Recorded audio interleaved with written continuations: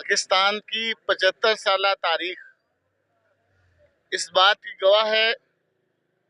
کہ جماعت اسلامی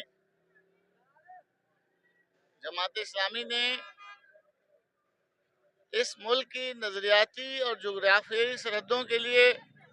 پہلی دفاعی لائن کا کردار ادا کیا ہے۔ جماعت اسلامی کے کارکنان نے، اس کی قیادت نے اس ملک کی نظریاتی اور جغرافیائی سرحدوں کے لیے، اس کے تحفظ کے لیے ہر قسم کی قربانی پیش کی ہے۔ 65 کی جنگ ہو، اس سے پہلے ہجرت ہو، پھر 65 کی جنگ ہو، مشرقی پاکستان کا سانحہ ہو، یا پھر پاکستان کے دفاع کے لیے لڑی جانے والی پاکستان کی شہرک کشمیر کی آزادی کی جدوجہد ہو، ہر جگہ پر جماعت اسلامی نے اپنا لہو پیش کیا ہے۔ جماعت اسلامی کے اسی کردار کی وجہ سے پوری قوم جو ہے وہ جماعت اسلامی کی قیادت اور اس کے کارکنان کے عمل کو سراہتی ہے۔ آج پورے ملک کے اندر جماعت اسلامی کو اپنی اہل اور دیانتدار قیادت کی وجہ سے پذیرائی حاصل ہو رہی ہے۔ کراچی کا شہر ہو یا پاکستان کی دوسری بندرگاہ گوادر ہو، جماعت اسلامی وہاں پر عوام کی اولین چوائس، اولین انتخاب بن چکی ہے۔ شورش زدہ بلوچستان، جہاں پر بین الاقوامی ادارے اپنی سازشوں کے ذریعے سے علیحدگی کی تحریک کو ہوا دے رہے ہیں، وہاں جماعت اسلامی کی بڑھتی ہوئی پذیرائی، عوام کے اندر جماعت اسلامی کی پذیرائی سے عالمی طاقتیں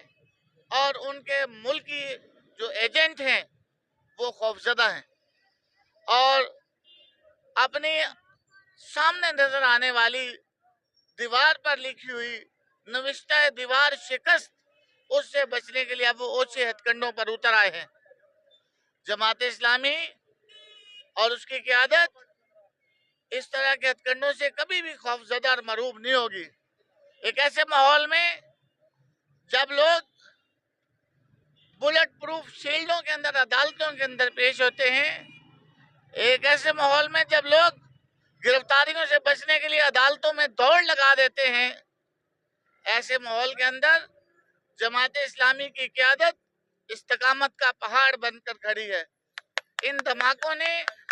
جماعت اسلامی کی قیادت اور کارکن کو خوف زدہ نہیں کیا۔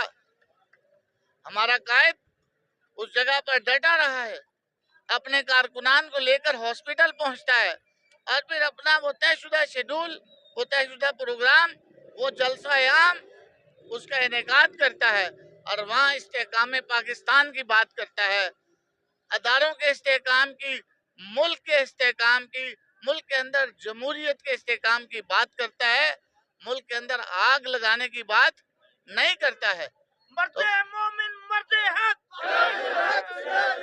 مرد مومن مرد حق،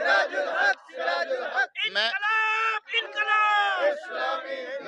انقلاب انقلاب۔ میں یہ بات کہنا چاہتا ہوں، قوم نے میری قیادت کا کردار دیکھ لیا ہے۔ میری قیادت آزمودہ قیادت ہے۔ کس طرح سے وہ ظلم کے خلاف، ناانصافی کے خلاف، بربریت کے خلاف، ہر طرح کے جبر کے ہتھ کنڈوں کے خلاف ڈٹ کر کھڑی ہے، اور میں اس بات کی امید بھی رکھتا ہوں، توقع بھی رکھتا ہوں کہ پاکستان بھر کے عوام اور بالخصوص حلقہ پی پی 52 کے جو لوگ ہیں، جو ووٹرز ہیں، جو عوام ہیں، وہ انشاءاللہ ہماری دیانت، ہماری قیادت کی دیانت، امانت اور اہلیت کی بنیاد پر اس قیادت کو پذیرائی بخشیں گے، اپنے ووٹ کی طاقت سے تقویت دیں گے، اور انشاءاللہ آنے والے انتخابات کے اندر جیت ترازو کی ہوگی انشاءاللہ۔ السلام علیکم۔